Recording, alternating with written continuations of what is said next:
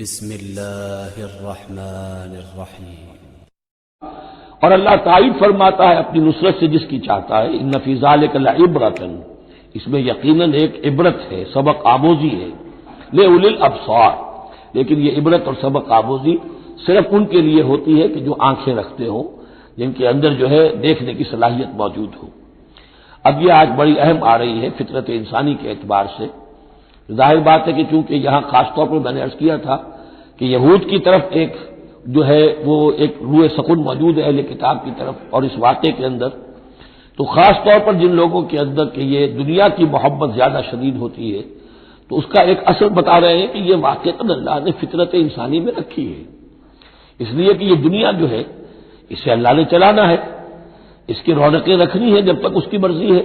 قیامت تک تو اسے آباد رکھنا ہے۔ اولاد پیدا ہوگی تو دنیا قائم رہے گی، نسل چلے گی،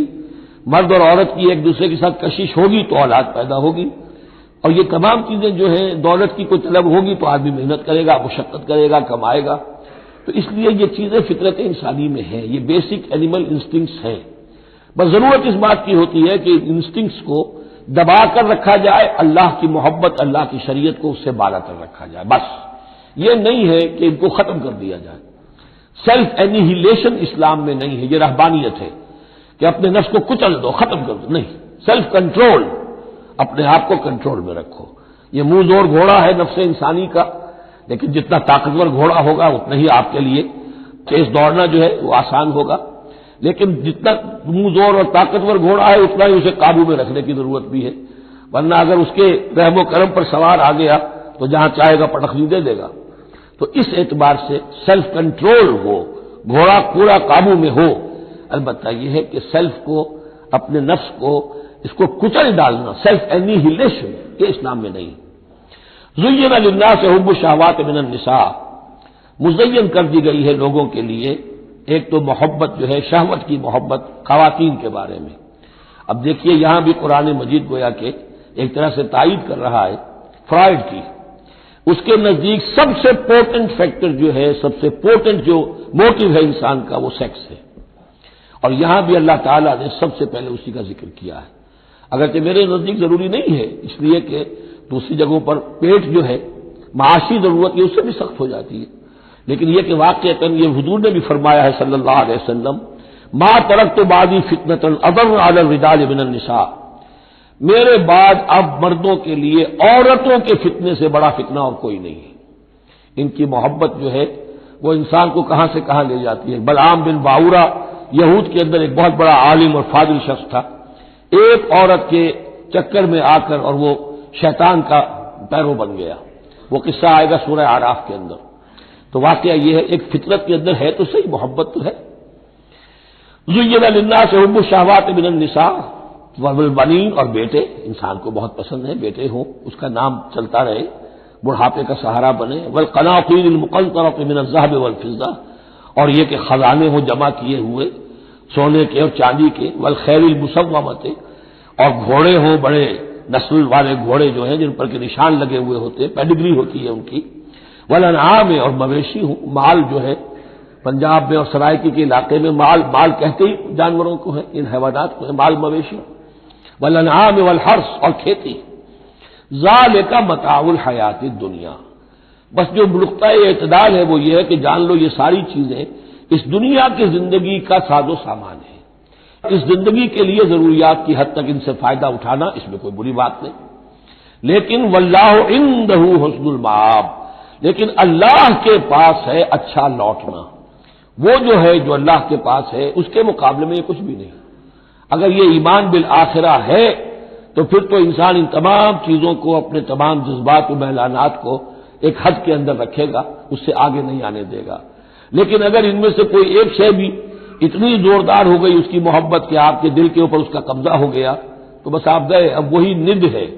وہی اب آپ کا معبود ہے، چاہے وہ دولت ہو، چاہے وہ کوئی اور شے ہو، وہ اب آپ کا معبود بن جائے گی۔ قل انبئکم بخیر من ذالکم، ان سے کہیے کہ کیا میں تمہیں بتاؤں کہ ان تمام چیزوں سے بہتر شے کون سی ہے؟ للذین اتقوا عند ربہم جنات تجری من تحتہا الانہار خالدین فیہا، وہ لوگ کہ جو اپنے رب کا تقوی اختیار کرتے رہے۔ تقوی یہی ہے کہ اپنے نفس کا بھی حق ہے دو، ان لنفسک علیک حقا، لیکن ناجائز راستے سے نہیں. تمہارے پیٹ کا بھی حق ہے، اس کا ادا کرو، لیکن عقل حلال سے. تمہاری اولاد کا تم پر حق ہے. ان لنفسک علیک حقا وان لزوجک علیک حقا وان لزورک علیک حقا، تمہارے ملاقاتی آتے ہیں ان کا بھی تم پر حق ہے، وہ حقوق ادا کرو، لیکن اللہ سے اوپر کسی حق کو فائق نہ کر دینا. بس یہ ہے اصل بات. اگر تو یہ اگر حفظ مراتب نہ کنی زندگی، اگر یہ حفظ مراتب نہیں ہوگا تو گویا کہ اب آپ گئے، دین اور دنیا سب گئی.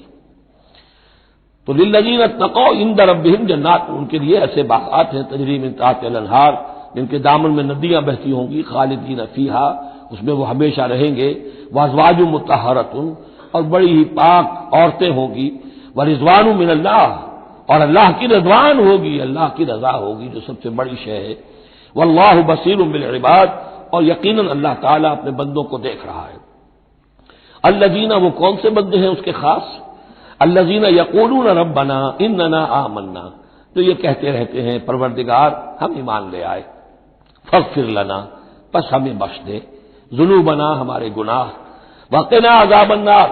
اور ہمیں آگ کے عذاب سے بچائیو. اب ان کی بدح میں الفاظ استعمال ہو رہے ہیں. یہ کون لوگ ہیں جو یہ دعا کرتے ہیں؟ ان کے یہ اوصاف ہیں.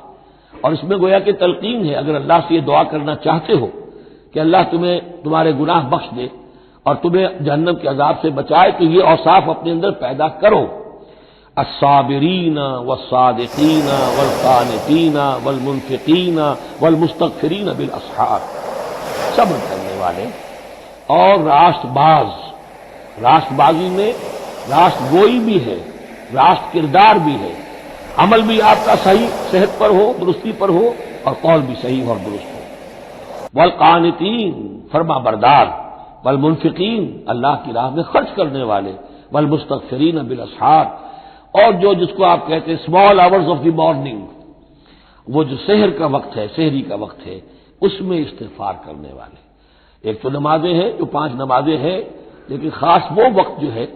اس میں جب کہ فرمایا گیا ہے کہ رات کے آخری حصے میں اللہ تعالیٰ نزول فرماتا ہے سمائے دنیا تک،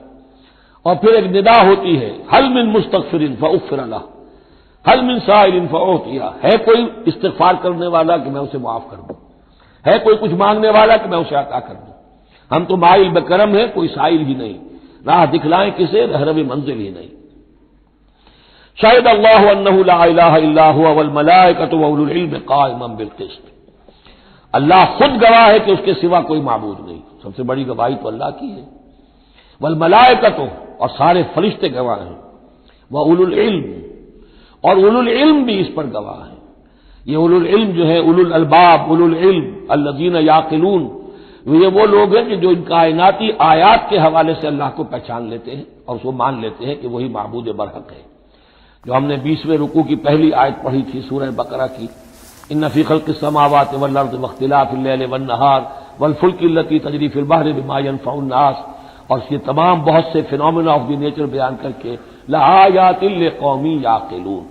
تو جو یعقلون ہیں، جو اولو الالباب ہیں، اولو العلم ہیں، وہ بھی گواہ ہے کہ اللہ کے سوا کوئی معبود نہیں ہے. لیکن یہاں جو اہم ترین لفظ ہے وہ اب آ رہے ہیں، قائما بالقسط، وہ قسط اور عدل کا قائم کرنے والا ہے. وہ جو میں نے کل عرض کیا تھا کہ ہم بھی سمجھتے ہیں کہ اللہ عدل قائم کرتا ہے اور عدل کرے گا، البتہ یہ کہ اہل سنت کے نزدیک یہ کہنا جو ہے سوء ادب ہے کہ اللہ پر عدل کرنا واجب ہے. اللہ پر کسی شے کا وجوب نہیں، لیکن اللہ کو عدل پسند ہے. اللہ کو واللہ یحب المقسطین، اللہ خود بھی عدل فرمائے گا. لا الہ الا هو العزیز الحکیم، اس کے سوا کوئی معبود نہیں ہے، وہ زبردست ہے، کمال حکمت والا. ان الدین عند اللہ الاسلام، دین تو اللہ کے نزدیک پسندیدہ اور اللہ تعالیٰ کے ہاں منظور شدہ دین ایک ہی ہے، وہ الاسلام ہے. اور یہ بھی سورہ بقرہ اور سورہ آل عمران کے حوالے سے آپ سمجھ لیجئے، سورہ بقرہ میں ایمان پر زیادہ زور ہے. آمن الرسول بما انزل الیہ من ربہ، ایمانیات، شروع میں بھی ایمانیات، درمیان میں آیا بر میں ایمانیات. اس سورہ مبارکہ میں اسلام پر زیادہ زور ہے. اب ان دونوں میں بھی ایک نسبت ہے خاص جس کو بھی تفصیل میں جانے کا موقع نہیں ہے. ان الدین عند اللہ الاسلام، آگے چل کر آیت آئے گی ومن یبتغ غیر الاسلام دینا فلن یقبل منہ، اگر کوئی شخص اسلام کے سوا کسی دین کو قبول کرے گا وہ اس کی جانب اللہ کے ہاں منظور نہیں ہوگا۔ وَمَا اخْتَلَفَ الَّذِينَ أُوتُوا الْكِتَابَ إِلَّا مِن بَعْدِ مَا جَاءَهُمُ الْعِلْمُ بَغْيًا بَيْنَهُمْ۔ یہ اسلام ہمیشہ سے چلا آ رہا ہے، حضرت آدم سے اسلام چلا آ رہا ہے۔ آیت الاختلاف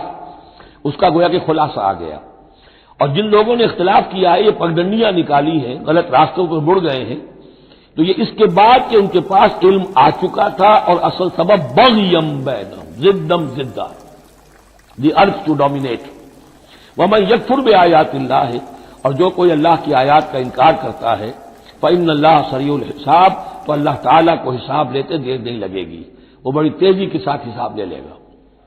فإن حاجوک، پھر اے نبی اگر یہ آپ سے محاجہ کرتے ہیں، حجت بازی کرتے ہیں، دلیل بازی کرتے ہیں، مناظرے کرتے ہیں، فقل، تو آپ تو آخری بات کہہ دیجئے دو ٹوک، فقل اسلمت وجہی للہ ومن اتبعنی، دیکھو بھائی میں نے تو اپنا چہرہ اللہ کے سامنے جھکا دیا ہے، اور انہوں نے بھی جو میرا اتباع کر رہے ہیں، ہم نے ایک راستہ اختیار کر لیا، لکم دینکم ولی دین، ہمارا یہ راستہ، تم جب جانا چاہتے ہو جاؤ، جس پگڈنڈی پر مڑنا چاہتے ہو چلے جاؤ، جس کھائی میں گرنا چاہتے ہو جاؤ، دفاع ہو جاؤ۔ فقل اسلمت وجہی للہ ومن اتبعنی وقل للذین اوتوا الکتاب والامیین، اور اے نبی کہہ دیجئے ان دونوں سے، ان سے بھی کہ جنہیں کتاب دی گئی تھی پہلے، یعنی یہود اور نصارہ، والامیین، اور ان سے بھی کہہ دیجئے کہ جو مشرکین عرب ہیں ابھی بقی عرب میں، اسلم تم بھی اسلام لاتے ہو یا نہیں، تابع ہوتے ہو کہ نہیں، اللہ کے سپرد اپنے آپ کو کرتے ہو کہ نہیں، فإن اسلموا فقد اہتدوا، اگر وہ بھی اسی طریقے سے اسلام لے آئیں تو ہدایت پر ہو جائیں گے۔ وإن تولوا فإنما عليك البلاغ، پھر اگر وہ رخ پھیر لیں، منہ موڑ لیں، تو اے نبی آپ پر کوئی ذمہ داری نہیں ہے سوائے پہنچا دینے کی، اعلیٰ کو یہاں پھر پہچان، انما عليك البلاغ، آپ کے ذمہ ہے پہنچا دینا، آپ نے ہمارا پیغام پہنچا دیا، ہماری دعوت ان تک پہنچا دی، ہماری آیات انہیں پڑھ کر سنا دی، اب آگے چوائس ان کا ہے، آپ پر ذمہ داری نہیں ہے کہ یہ لوگ ایمان کیوں نہیں لائے۔ ولا تسألوا عن اصحاب الجحیم، یہ سورہ بقرہ میں ہم پڑھائے ہیں۔ واللہ بصیر بالعباد، باقی اللہ تعالیٰ اپنے بندوں کو دیکھ رہا ہے، وہ ان سے حساب کتاب کر لے گا، وہ معاملہ اس کا ان سے نبٹ لے گا، آپ کے ذمہ جو فرض تھا آپ اس فرض کو ادا کرتے رہیے۔ ان الذین یکفرون بآیات اللہ ویقتلون النبیین بغیر حق، یقیناً وہ لوگ جو اللہ کی آیات کا کفر کرتے ہیں اور انبیاء کو قتل کرتے رہے ہیں ناحق، ویقتلون الذین یامرون بالقسط من الناس، اور قتل کرتے رہے ہیں یا قتل کرتے ہیں ان لوگوں کو انسانوں میں سے جو عدل کا حکم دیتے ہیں، اس لیے کہ انصاف کی بات تو پسند نہیں ہوتی کسی کو، سچی بات الحق و مرن، تو بہت سے مواقع پر ایسا ہوتا ہے کہ حق گوئی کی پاداش میں کوئی حق گو انسان جو ہے اسے اپنی جان سے ہاتھ دھونے پڑتے ہیں، تو یہاں پھر دیکھیے قسط کا معاملہ آیا ہے، عدل، اللہ قائم بالقسط ہے، اور اللہ کے محبوب بندے وہی ہیں کہ جو انبیاء کے علاوہ وہ لوگ کہ جو عدل کا حکم دیں، انصاف کا ڈنکا بجانے کی کوشش کریں، تو فرمایا وَيَقْتُلُونَ الَّذِينَ يَأْمُرُونَ بِالْقِسْطِ مِنَ النَّاسِ، تو ایسے لوگ جو کہ ایسے لوگوں کو قتل کریں، فَبَشِّرْهُم بِعَذَابٍ أَلِيمٍ، تو اے نبی انہیں بشارت سنا دیجئے دردناک عذاب کی، اس میں طنز ہے، بشارت، عذاب کی بشارت، یہ طنزیہ کلام ہے۔ اولئک الذین حبطت اعمالهم فی الدنیا والآخرہ، یہ وہ لوگ ہیں کہ جن کے تمام اعمال دنیا اور آخرت میں حبط ہو گئے۔ قریش کو یہ زوم تھا کہ ہم خادم کعبہ ہیں اور ہمارے پاس جو ہے یہ لوگ آتے ہیں، حج کرتے ہیں، ہم ان کی دعوت کرتے ہیں، کھانا کھلاتے ہیں، پانی پلاتے ہیں، سقایا ہے، تو ہماری اتنی خدمتیں ہیں، اللہ تعالیٰ کے ہاں جو ہے ہمیں بہرحال ان خدمتوں کے حساب میں ہمیں بخش دیا جائے گا۔ فرمایا وہ سارے اعمال حبط ہو جائیں گے اگر وہ شکل نہیں ہے، اگر تو صحیح صحیح پورے دین کو اختیار کرو گے تو ٹھیک ہے، ورنہ یہ کہ اولئک الذین حبطت اعمالهم فی الدنیا والآخرہ، بڑے سے بڑے چیریٹی کے کام کیے ہوں، چیریٹیبل انسٹیٹیوشنز قائم کر دی ہوں، کوئی حیثیت نہیں رکھتی اللہ کے نگاہ میں، وما لهم من ناصرین، اور ان کا پھر کوئی مددگار نہیں ہوگا۔ الم تر الی الذین اوتوا نصیبا من الکتاب، کیا تم نے غور نہیں کیا ان لوگوں کی حالت پر جنہیں کتاب کا ایک حصہ دیا گیا تھا؟ اوتو مجہول کا صیغہ، یہ جیسا کہ میں نے عرض کیا جہاں کوئی مذمت کا پہلو ہوتا ہے تو اس میں یہ مجہول کا صیغہ آتا ہے، جنہیں کتاب کا ایک حصہ دیا گیا تھا، یدعون الی کتاب اللہ لیحکم بینہم، اب انہیں بلایا جاتا ہے اللہ کی کتاب کی طرف کہ وہ ان کے مابین فیصلہ کرے، ثم یتولی فریق منہم وہم معرضون، پھر ان میں سے ایک گروہ جو ہے پیٹھ موڑ لیتا ہے اعراض کرتے ہوئے، یعنی یہ کہ مانتے بھی ہیں کتاب کو لیکن اس کے فیصلے کو تسلیم کرنے کے لیے تیار نہیں۔ ذالک بانہم قالوا لن تمسنا النار الا ایاما معدودات، یہ مضمون آ چکا ہے سورہ بقرہ میں۔ یہ کیوں ڈٹائی ہو رہی ہے؟ جو مانتے بھی ہیں اور پھر عمل نہیں کر رہے، انہیں بتایا جاتا تم اس کتاب پر ایمان رکھتے، اس میں یہ لکھا ہے یہ سود حرام ہے، کیا کر رہے ہو، یہ شے حرام ہے، کس کام میں لگے ہوئے ہو؟ لیکن نہیں، کیوں اڑ جاتا ہے انسان؟ اس کی تشخیص کر دی۔ ذالک بانہم قالوا، یہ اس وجہ سے ہے کہ انہوں نے یہ عقیدہ گھڑ لیا ہے کہ لن تمسنا النار الا ایاما معدودات، ہمیں تو چھو ہی نہیں سکتی آگ جہنم کی مگر گنتی کے چند دن۔ جب یہ عقیدہ ہے تو پھر کاہے کو انسان دنیا کا نقصان برداشت کرے؟ بابر میں عیش کوش کے عالم دوبارہ نہیں تھا، حلال سے حرام سے جائز سے ناجائز سے جو بھی عیش حاصل کیا جا سکتا کرنا چاہیے، وقت تو دیا ہی جانا ہے۔ یہ عقیدہ ہے کہ جو در حقیقت ایمان بالآخرت کی نفی کر دیتا ہے۔ وغرہم فی دینہم ما کانوا یفترون، اور انہیں دھوکے میں مبتلا کر دیا ہے ان چیزوں نے دین کے معاملے میں دھوکے میں ڈال دیا جو انہوں نے اختراع کر دی، گھڑ لی تھی۔ اللہ نے تو کوئی ضمانت نہیں دی، لاؤ اور آپ لاؤ لاؤ کوئی ضمانت نہیں، ہمارا من گھڑت عقیدہ ہے، اور اسی کی وجہ سے دین کے اندر اب دین یا بے دین بتائے پیدا جمع نہ ہوں گے یوم لا ریب فیہ، کیا حال ہوگا اس وقت یہ بڑھ کر باتیں بنا رہے ہیں، زبان درازیاں کر رہے ہیں، کیا ہوگا اس دن جب کہ ہم انہیں جمع کریں گے یوم لا ریب فیہ، اس دن جس دن کے بارے میں کوئی شک نہیں ہے، ووفیت کل نفس ما کسبت، اور پھر ہر ذی نفس کو، ہر جان کو، ہر انسان کو پورا دے دیا جائے گا جو کچھ اس نے کمائی کی ہوگی، وہم لا یظلمون، اور ان پر کوئی زیادتی نہیں ہوگی۔ اب اس کے بعد پھر ایک بڑی عظیم دعا آ رہی ہے، اس سورہ مبارکہ میں دعائیں بہت ہیں، یہ بھی بہت عظیم دعا ہے، اور یہ تو باقاعدہ تلقین کر کے کہا گیا ہے۔ کہیں تو ایسا ہوتا ہے لوگ ایسے دعا کرتے ہیں، یہاں ہے قل اللہم مالک الملک، کہو اے اللہ جو تمام بادشاہت کا مالک ہے، مالک الملک ہے، کل ملک اس کے اختیار میں ہے، تؤتی الملک من تشاء، تو حکومت اور اختیار دیتا ہے جس کو چاہتا ہے، وتنزع الملک ممن تشاء، اور سلطنت چھین لیتا ہے جس سے چاہتا ہے، وتعز من تشاء، اور تو عزت دیتا ہے جس کو چاہتا ہے، وتذل من تشاء، اور تو ذلیل کر دیتا ہے جس کو چاہے، بیدک الخیر، تیرے ہاتھ میں سب خوبی ہے، اس کے دونوں معنی ہیں، کل خیر خوبی تیرے ہاتھ میں ہے، دوسرے تیرے ہاتھ میں خیر ہی خیر ہے۔ بسا اوقات انسان جسے اپنے لیے شر سمجھ بیٹھتا ہے وہ بھی اس کے لیے خیر ہوتا ہے، آسان تحبوا شیئا وهو شر لکم وآسان تکرہوا شیئا وهو خیر لکم، انک علی کل شیء قدیر، یقیناً تو ہر چیز پر قادر ہے، تولج اللیل فی النہار، تو رات کو لے آتا ہے دن میں پرو کر، وتولج النہار فی اللیل، اور پھر دن کو نکال لاتا ہے رات میں سے پرو کر، وتخرج الحی من المیت، اور تو نکالتا ہے زندہ کو مردہ سے، وتخرج المیت من الحی، اور تو نکالتا ہے مردہ کو زندہ سے۔ اس کی بہترین مثال مرغی اور انڈا، مرغی میں جان نہیں ہے لیکن اس کی میں سے چوزا برابر ہوتا ہے زندہ، اور وہ مرغی جو ہے وہی انڈا دے رہی ہے، گویا کہ اللہ تعالیٰ کے ہاں وہ چیز چل رہی ہے، تخرج الحی من المیت وتخرج المیت من الحی، وترزق من تشاء بغیر حساب، اور تو دیتا ہے جس کو چاہتا ہے بے حد و حساب۔ لا يتخذ المؤمنون الکافرین اولیاء من دون المؤمنین، اہل ایمان نہ بنائیں اپنے دوست کافروں کو، اولیاء ایسا دوست جو قلبی دوست ہو، جو رازدار بھی ہو جاتے ہیں، پشت پناہ بھی ایک دوسرے کے سمجھے جاتے ہیں، یہ تعلق کفار کے ساتھ اختیار کرنے کی اجازت نہیں ہے۔ ایک اچھا رویہ ہو، ظاہری مدارات ہوں، آپ ان سے اچھے کلچرل طریقے پر بات کریں، تہذیب کے ساتھ، یہ اور بات ہے، لیکن دلی محبت، قلبی رشتہ، جذباتی تعلق، ان کی ایک ایسے باہمی مدد کا ایک رشتہ قائم کر لینا، پشت پناہ ہونے کا رشتہ بنا لینا، اس کی اجازت نہیں ہے۔ لا يتخذ المؤمنون الکافرین اولیاء من دون المؤمنین، اہل ایمان کو چھوڑ کر ان کے ساتھ یہ رشتہ قائم کرنا اللہ کو پسند نہیں۔ ومن يفعل ذلك فليس من الله في شيء، اور جو کوئی بھی یہ حرکت کرے گا پھر اس کا اللہ کے ہاں کوئی مقام نہیں ہوگا، کوئی رشتہ اللہ کا پھر اس کے ساتھ نہیں رہے گا۔ اللہ کے دشمنوں کے ساتھ تمہاری دوستی ہے تو ظاہر بات ہے کہ پھر اللہ کے ساتھ تمہارا کوئی تعلق نہیں رہا۔ الا ان تتقوا منہم تقا، سوائے یہ کہ تم ان سے بچاؤ کرنا چاہو، بچاؤ کے لیے بعض اوقات ایسے حالات ہوتے ہیں کہ کھلے مقابلے کا بھی موقع نہیں ہے، تو آپ طرح دے رہے ہیں، آپ وقت جو ہے یو آر بائنگ ٹائم، تو اس میں کوئی ظاہری خاطر مدارات کا مسئلہ بھی ہو جائے تو کوئی حرج نہیں ہے، لیکن یہ کہ مستقل واقعی قلبی محبت قائم کر لینا یہ جائز نہیں ہے۔ ویسے یہ کہ اسی پھر آیت کے اسی الفاظ کو ہمارے ہاں اہل تشیع نے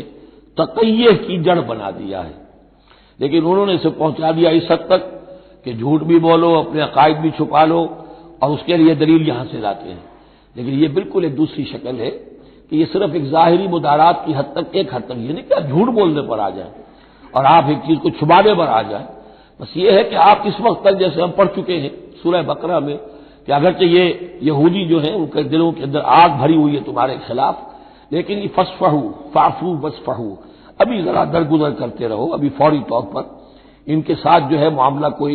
مقابلے وغیرہ کا شروع کرنا مناسب نہیں ہے۔ اس حد تک مسئلہ بینی تو صحیح ہے، لیکن یہ نہیں کہ جھوٹ بولا جائے معاذ اللہ۔ وَيُحَذِّرُكُمُ اللَّهُ نَفْسَهُ، اور اس میں بھی اب اور نرمی کر دی، اللہ تمہیں ڈراتا ہے اپنے آپ سے، اللہ سے ڈرو، یعنی کسی اور سے ڈر کر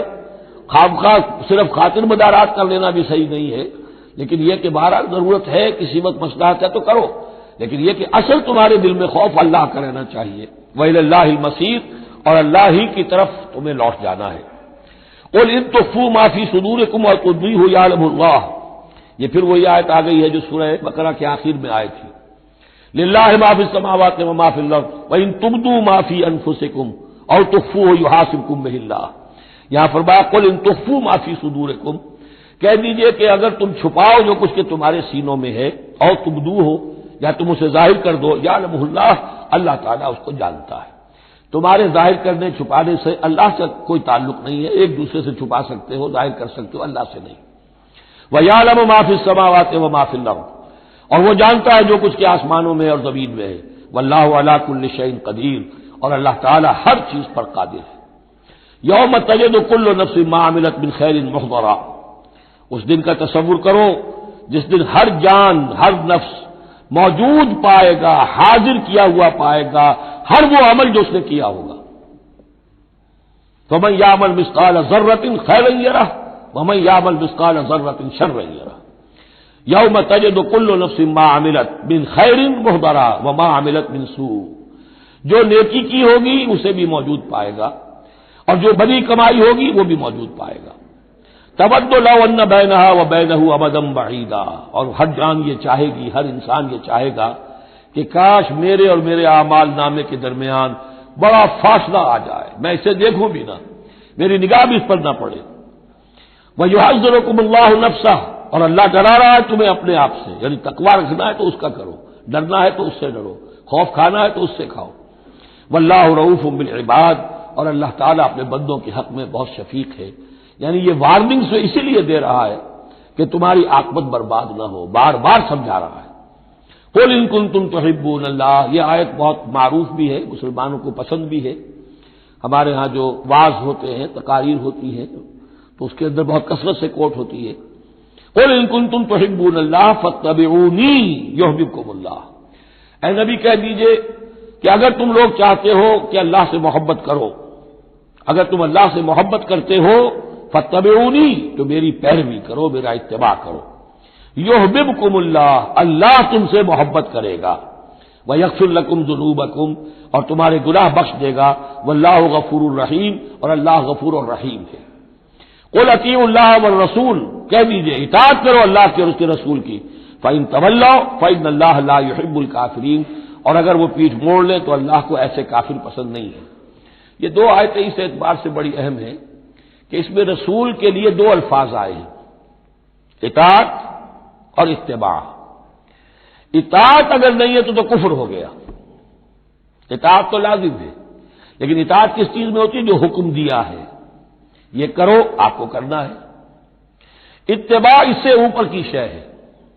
انسان خود تلاش کرے حضور کیا کرتے تھے،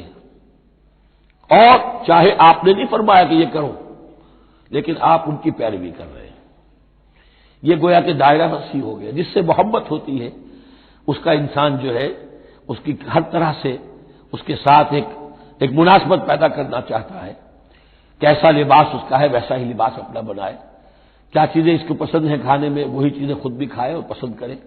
تو یہ چیزیں جس کا حکم نہیں ہے. جیسے کہ ایک صحابی کا واقعہ آتا ہے کہ وہ ایک مرتبہ آئے اور انہوں نے اس وقت یہ دیکھا، ایک ہی مرتبہ آئے ہوں گے کہیں باہر سے بدو صحابی، کہ حضور کے کرتے کے بٹن لگے ہوئے نہیں تھے. انہوں نے ساری عمر پھر اپنے کرتے کے بٹن نہیں لگائے. حضور نے حکم تو نہیں دیا تھا، دیکھا یہ کہ محمد اس شان میں تھے اس وقت، تو پھر اس کے بعد اسی کو لازم کر لیا. اس اتباع میں یہ بات بھی آ جائے گی کہ اگرچہ دین کے کچھ تقاضے ایسے ہیں کہ جس درجے میں محمد الرسول اللہ صلی اللہ علیہ وسلم نے ان کو پورا کیا، اس درجے میں پورا کرنا کسی انسان کے بس میں نہیں ہے، پھر بھی اس کی کوشش کرتے رہنا یہ اتباع کا تقاضا ہے. مثلا حضور نے کوئی مکان نہیں بنایا، حضور نے کوئی جائیداد نہیں بنائی، حضور نے جیسے ہی وحی کا آغاز ہوا کوئی دنیاوی کام نہیں کیا، کوئی تجارت نہیں کی. ایک ایک لمحہ اپنی توانائی کی ایک ایک رمق وہ لگا دی کس کام کے لیے؟ اللہ کے دین کی دعوت اور اللہ کے دین کی اقامت، اس کو قائم کرنے کے لیے. اب سب کے لیے تو اس مقام تک تو پہنچنا مشکل ہے، لیکن یہ کہ آئیڈیل یہ رہے، اسی کی طرف انسان چلنے کی کوشش کرتا رہے، میکسیمم جتنا بھی اپنا وقت فارغ کرے، اپنے وسائل فارغ کرے اور لگا اس کام کے اندر، تو اتباع کا جو ہے کم سے کم تقاضا اس وقت پورا ہوگا. ہاں جو حکم دے دیا گیا یہ حلال ہے، یہ حرام ہے، یہ فرض ہے، یہ واجب ہے، اس کا تو اگر معاملہ اس کی پیروی نہیں ہو رہی تو پھر تو وہ کفر ہے. لیکن اتباع اگر آپ کر رہے ہیں تو اتباع جو ہے وہ پھر اللہ کا محبوب بن جانا ہے. اگر تم اللہ سے محبت کرتے ہو تو میرا اتباع کرو، میری پیروی کرو، دیکھو میں کیا کر رہا ہوں، میرے کیا شب و روز ہے، کن کاموں میں میری توانائیاں لگ رہی ہیں، کیا دلچسپیاں ہیں میری دنیا کے اندر، ان چیزوں کے اندر تم میری پیروی کرو. فاتبعونی یحببکم اللہ، تم اللہ کے محب نہیں محبوب بن جاؤ گے. واللہ غفور الرحیم، اور اللہ غفور الرحیم ہے. باقی دوسرا درجہ جو نچلا ہے، قل اطیعوا اللہ والرسول، اطاعت تو اللہ اور اس کے رسول کی کرنی ہی کرنی ہے. فإن تولوا، اور اگر اس اطاعت سے بھی موڑے، فإن اللہ لا يحب الکافرین، تو اللہ کو ایسے کافر تو پسند نہیں ہے، کیونکہ پھر اطاعت رسول کا انکار تو کفر ہو گیا. یہاں وہ پہلا حصہ جو ہے نصف اول کا ثلث اول، یعنی نصف اول جو ہے سورہ مبارکہ کا میں نے عرض کیا تھا کہ اس میں پہلی آیات 32 ہیں، جنرل ہیں، تمہیدی ہیں، دین کے بڑے جو گہرے اصول ہیں وہ ہیں، دعائیں تلقین کی گئی ہیں، محکمات اور متشابہات کا فرق واضح کیا گیا ہے. لیکن اب دوسرے حصے میں سارا خطاب جو ہے وہ براہ راست عیسائیوں سے ہے، اور انہیں بتانا یہ ہے کہ حضرت عیسیٰ کو جو تم نے معبود بنا لیا، یا تو تثلیث کی شکل دے دی ٹرینٹی، یا گاڈ انکارنیٹ بنا دیا. تثلیثیں بھی دو طرح کی رہی ہیں، اللہ بھی اور مریم بھی اور عیسیٰ بھی. اور دوسری تثلیث جو ہے جو اب دنیا میں عام ہے وہ ہے اللہ اور روح القدس اور حضرت عیسیٰ.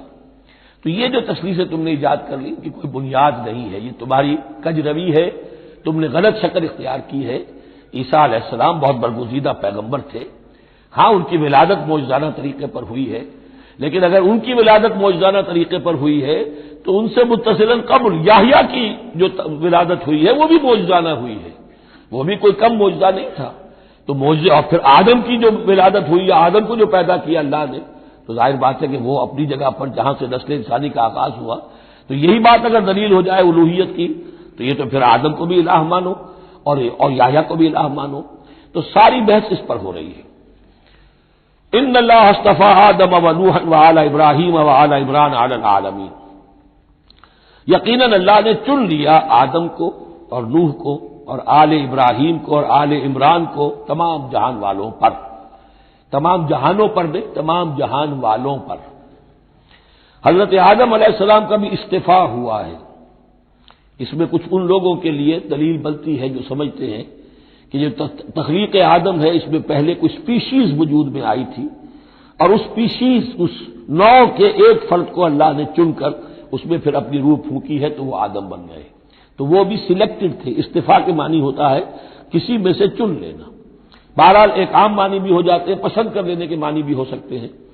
ان اللہ اصطفیٰ آدم و نوحا، اور پھر نوح کو پسند کیا، آل ابراہیم، ابراہیم کے گھر کو، ان کے خاندان کو، وہ آل عمران. عمران جو ہے بنی اسرائیل کی تاریخ میں دو عظیم شخصیت